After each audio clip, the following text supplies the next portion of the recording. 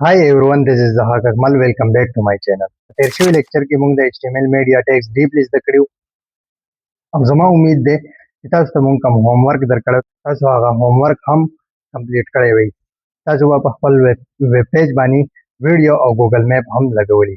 موږ د HTML BR HR او کمنټ ټیګز هغه زده کوو او د دې سره سره به موږ فارمیټینګ ټیګز هم زده کوو او په دې کې موږ یو داسې ټیګ هم زده کوو چې په انټرویو کې د هغې تپوس ډېر زیات وي. ټولو پهله به موږ په ټایټل کې ورکو HTML formatting tags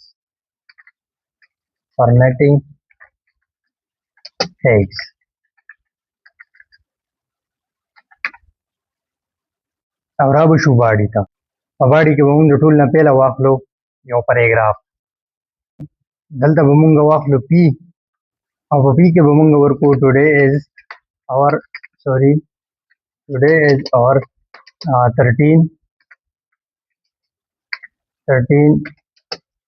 HTML class and today we are learning about HTML formatting tags. HTML formatting tags along with the BR, HR and comment tags. Comment tags. او چې دا کله موږ په خپل براوزر باندې رن کړو زموږ سره به داسې یو پیراګراف راشي. زموږ سره اوس یو پیراګراف راغلی نو دلته موږ د ټول نه پهله زده کوو BR زموږ سره څه کار کوي. فار ایگزامپل زه د HTML کلاس د دې نه بعد دا کوم and today we are learning زه به دې کې سپیس راوسته غواړم نو که زه دلته راشم او زه دلته په دې VS کوډ کې ډېر هم زه به دې کې انټر کلیک کړم په دې کې زموږ سره ډېر زیات سپیس راغلی ډېر زیات ګیپ راغلی خو که دا زه ریفریش کوم نو په براوزر باندې به هیڅ څه فرق نه پرېږدي ځکه چې سپیس موږ صرف VS کوډ کې ورکوو په براوزر او ویب پیج باندې نه. موږ به د دې لپاره یوز کوو BR. دا زه د دې نه واپس ختم کړم دلته به زه یوز کوم BR مین بریک لاین. دلته اوس موږ دا لاین بریک کوو نو موږ به دلته څه کوو موږ به دلته BR ټیګ ولګوو خو دلته دا یاد ساته چې د BR سره کلوزینګ ټیګ نشته دی په خپله باندې سیلف کلوزینګ ټیګ دی دته د کلوزینګ ټیګ ضرورت نشته.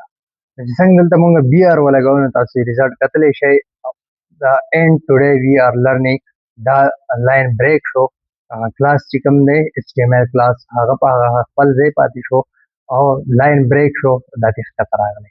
زه دلته نور هم سپیس ایډ کوم نو زه به یو بل BR هم ولګوم نو زموږ سره به نور هم سپیس هغه ګیپ به په دواړو په منځ کې راشي د هغه پیراګراف هم په منځ کې ګیپ راغلی او د دې پیراګراف هم په منځ کې ګیپ راغلی دی نو BR زموږ سره لاین بریک کوي. اوس موږ چېرته د دې دواړو پیراګراف په منځ کې HR لګو مطلب هاریزنټل لاین لګو د هغې لپاره به موږ څه کوو موږ به دلته واخلو HR. تاسو کتلی شئ زموږ سره د لیفټ نه د رایټ پورې یو لاین راغلی د HR زموږ سره په ویب پیج باندې یو هاریزنټل لاین ډسپلی کړو. بیا موږ د دې ویټ او کلر هم چینج کولی شو. موږ به داسې طرح شو او دلته به په HR کې به موږ ورکو ویج او په ویټ کې به موږ ورکو فار ایگزامپل موږ دلته ورکوو 70px. دا تاسو کتلی شئ زموږ سره د دې سایز د دې ویټ چې کوم دی هغه بالکل کم شو. پهله یې زموږ سره فل ویټ اخیستی و اوس موږ دلته ورکړلو 70px زموږ سره 70px هغه ځای واخیستلو. بیا که موږ چېرته دې ته کلر ورکوو نو دلته به موږ راشو او دلته به موږ یو اټریبیوټ ورکړو کلر او په کلر کې به موږ ورکړو ریډ. د دې کلر تاسو کتلی شئ زموږ سره په ریډ کلر کې یو لاین هغه ډسپلی شو. نو موږ د HR د هاریزنټل لاین دې کې ویډ هم ورکولی شو او د دې کلر هم چینج کولی شو. ها اوس خبره کوو په کمنټ باندې. فار ایگزامپل زه دلته دا یو کوم پیراګراف چې دا زما سره دی زه دا اخلم زه د دې نه دا الم دا زما کافي کو او دلته ما دا پیسټ کو.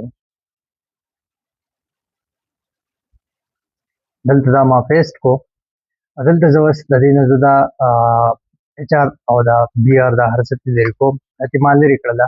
دا زموږ سره یو بل پاراګراف راغلی. اوس زه د دې نه دا برنی کم پاراګراف چې دی په کم کې چې دا هارزنټل لاین دی او بي آر دی دا چې زه لرې کوم ختموم چې ما سره دي په کوډ کې وي، په کوډ کې به ما سره پروت وي خو په براوزر په ویب پیج باندې دي دا نه شو کېږي، دا دې نه ډسپلی کېږي. دغې دپاره موږ یوز کوو کمنټ ټیګ. د دې شارټکټ دی چې دی چې موږ به دا خپل پاراګراف دا سلیکټ کړو او کنټرول به ونیسو کیبورډ رایټ سایډ ته د شفټ سره په خوا کې سلیش بټن ده، موږ به په دغه سلیش بټن باندې کلیک کړو نو دا به زموږ سره کمنټ آوټ شي. زموږ سره په ایچ ټي ایم ایل کې کمنټ داسې موږ خپل فرست پاراګراف هغه کمنټ آوټ کړلو، زموږ سره به دغه پاراګراف په خپل کوډ کې د کوډ نه به چېرته ځي نه او د کوډ نه به چېرته نه ځي، د کوډ کې به موږ سره پروت وي خو په ویب سایټ باندې به ډسپلی کېږي نه، په ویب پیج باندې به ډسپلی کېږي نه، شو کېږي به نه. او دا ډېر زیات وي آی پي دی. پروفیشنل ډیولپر کمنټ ډېر زیات یوز کوي. د دې دپاره یوز کوي چې مونږ یو پروجیکټ باندې کار کوو، یو پروجیکټ جوړو، مونږ بیا ډېر موده بعد خپل پروجیکټ هغه کوډ کولاو کوو نو چې مونږ ته په اسانه سره د هر سیکشن پته لګي، مونږ خپل کوډ چې دی هغه په اسانه سره ریډ کولی شو. اوس دلته مونږ خبره کوو د بي ټیګ او د سټرانګ ټیګ.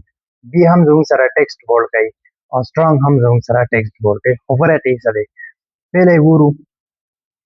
فار ایگزامپل دلته ما واغستلو بي ټیګ ما واغستلو، دا بي سوري دلته نه، دا بي ما دلته کلوز کو، بي کلوز. نو تاسو یې ریزلټ کتلی شئ 13 HTML چې کوم موږ سره دی دا زموږ سره بورډ شو کېږي او دغه شانتې زموږ سره سټرانګ هم کار کوي. فار ایگزامپل دلته زه په کمنټ ټیګز باندې سټرانګ لګوم، سټرانګ او دا سټرانګ ما دې نه کټ کو او دلته ما پیسټ. اوس نو دا کمنټس ټیګ دا هم زموږ سره بورډ شو او 13 HTML دا هم زموږ سره بورډ شو، دواړه زموږ سره بورډ دي. خو په دې دواړو کې فرق څه دی؟ بي چې کوم دی هغه صرف ټیکسټ بورډ کوي او سټرانګ چې کوم دی دا ګوګل ته او سکرین ریډر ته دواړو ته دا وایي چې دا یو ورډ دا ډېر زیات امپورټنټ. بي او سټرانګ دا داسې ټیګز دي چې په انټرویو کې هم د دې ډېر زیات تپوس کېږي چې په بي او په سټرانګ کې څه فرق دی. دا په ذهن کې کېدی چې بي صرف ټیکسټ هغه بورډ کوي او سټرانګ ګوګل او سکرین ریډر ته دا وایي چې دا ټکی دا ورډ دا ډېر زیات امپورټنټ دی. اوس زموږ سره خبره راځي د آی او د ای ایم. آی هم زموږ سره ټیکسټ اټالیک کوي او ای ایم هم زموږ سره ټیکسټ اټالیک کوي. او په دې دواړو کې فرق څه دی؟ د ای ایم مطلب امفیسایز. فار ایگزامپل زه دلته په دې فارمیټینګ باندې لګوم آی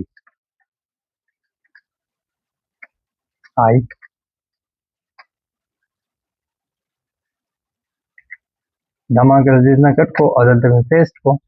زموږ سره تاسو ریزلټ کتلی شئ چې زموږ سره فارمیټینګ کوم دی هغه داسې په دې یو سایډ باندې ټیلډ شو، رایټ سایډ ته لږ ټیلډ شو او په دې لرنینګ اباوټ باندې زه ای ایم لګوم. دلته ما ای ایم واغستو او دا ای ایم ما د دې نه کټ کو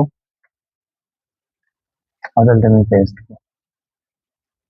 نو تاسو کتلی شئ زموږ سره لرنینګ اباوټ هغه هم داسې لږ ټیلډ شو. فرق یې دا دی چې ای ایم دا ډېر زور ورکوي دې ورډ ته. خو که چېرته اوس مونږ د ساینس فارموله یوز کوو هغه په خپل ویب سایټ په ویب پیج باندې شو کوو، د ساینس فارموله به څنګه لیکو. نو مونږ دلته راشو وي ایس کوډ ته او وي ایس کوډ کې به دلته به مونږ واخلو ایچ ټو او. مونږ ایچ ټو او واغستو خو د دې ایچ ټو او نه اوس د ساینس فارموله جوړو. نو زه به دلته راشم او دلته د ایچ نه بعد به زه واخلم سب SUB او دا کوم ټو چې دا به زه دې نه کټ کړم او دا به زه دې په دې منځ کې ولیکم. دا زموږ سره ساینس فارموله جوړه شوه، د اوبو کومه فارموله چې دا ایچ ټو او فارموله نو هغه زموږ سره په سکرین باندې ډسپلی شوه، هغه زموږ سره داسې جوړېږي په ویب پیج باندې.